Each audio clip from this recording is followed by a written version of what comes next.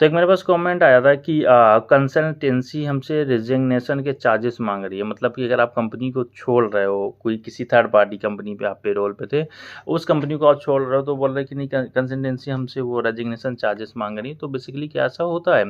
तो दोस्त देखो, मैं बता दूं आपको, जो एक रियल कंसल्टेंसी होगा या एक जो रियल थर्ड पार्टी पे आउट होगा या कोई भी वेंडर होगा, वो कभी इन सब चीज़ों में कभी भी किसी भी तरीके का चार्जेस नहीं लेती हैं। इवन अगर मैं बात करूं, अगर आपको वो जॉब दिला रहे हैं, मान लो कोई XYZ कंपनी है जो थर्ड पार्टी है ना, आप डिप्लॉय हो रहे हो किसी ABC कंपनी के लिए, तो किसी भी तरीके का चार्ज नहीं लगता है, चार्ज नहीं मांगती है। इवन कंपनी उनको पे आउट करती है। मतलब एज अ रेफरेंस हो सकता है या हो सकता है आप उनके पेरोल पे रहोगे, तो डायरेक्ट सैलरी आपको उस कंपनी से नहीं आएगी जहाँ पे आप काम करो, वो थर्ड पार्टी से होते हुए आपके अकाउंट में आएगी।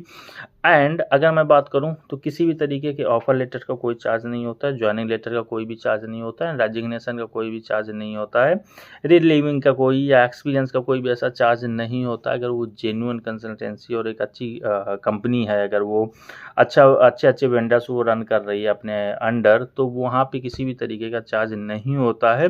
बट स्टिल हाँ, अगर आप कहीं फंस गए हो और आपको लग रहा है कि नहीं वो कंपनी मुझे रिजाइन नहीं एक्सेप्ट कर रही है या मुझे रिलीविंग लेटर नहीं दे रही है, एक्सपीरियंस लेटर नहीं दे रही है, तो कोशिश करो कि एक जो नॉर्मल सा अमाउंट होता है वो उनको पे करो। 1000, 1200, 1500 अगर ले रहे हैं तो वो पे करके वहाँ से जितनी जल्दी हो सकता है उतनी जल्दी निकलो उस कंपनी को छोड़ के।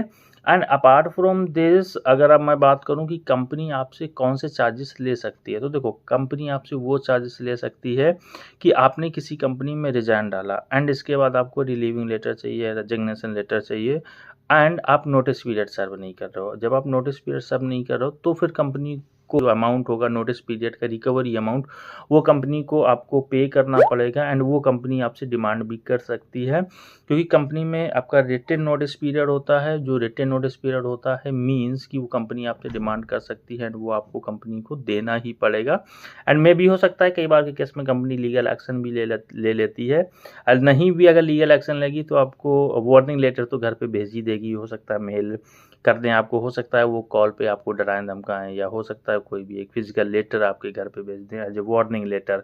तो वो सब चीज़ें कंपनी कर देती हैं। तो बेटर कि आप उस पर्टिकुलर टाइम पे कंपनी को पे कर सकते हो या कंपनी डिमांड कर सकती है जब आप नोटिस पीरियड पे हो और नोटिस पीरियड सर्व ना करना चाह रहे हो। मतलब आपने रिजाइन डाला और आप सोच रहे हो आज रिजाइन डाला, हम कल से कंपनी को छोड़ के चले जाएं, उस केस में आपको कंपनी को पे करना पड़ेगा आपका जितना भी नोटिस पीरियड रिकवरी अमाउंट होगा, 1 महीने का, 2 महीने का, 3 महीने का, वटेवर। बट अगर आपने नोटिस पीरियड कंप्लीट सर्व किया है, प्रॉपर रिजाइन करके आए हो, तो उस केस में आपको ऐसा कहीं भी पे करने की ज़रूरत नहीं होती है। 99.99% के केस में मैं बता रहा हूँ, जो मुझे जनरल एक्सपीरियंस है from my last around 6 to 7 years of professional experience, उससे मैं बता रहा हूँ कि आपको कहीं भी पे करने की ज़रूरत नहीं पड़ती है। तो बस आज की वीडियो में इतना ही था। अगर इसके अलावा भी कोई भी आपका कमेंट या क्वेरी नीचे मुझे कमेंट सेक्शन में बताओ, मैं उसका रिप्लाई जरूर देने की कोशिश करूँगा। एंड अगर आप मेरे से व्हाट्सएप पे बात करना चाहते हो 1 to 1, तो स्क्रीन पे मेरा नंबर होगा, वहाँ पे चार्जेबल कॉल होती है। मेरा नाम है शुभम, मैं मिलता हूँ नेक्स्ट वीडियो में। Tell have a great moment and don't forget to like and subscribe. Thank you so much for coming here.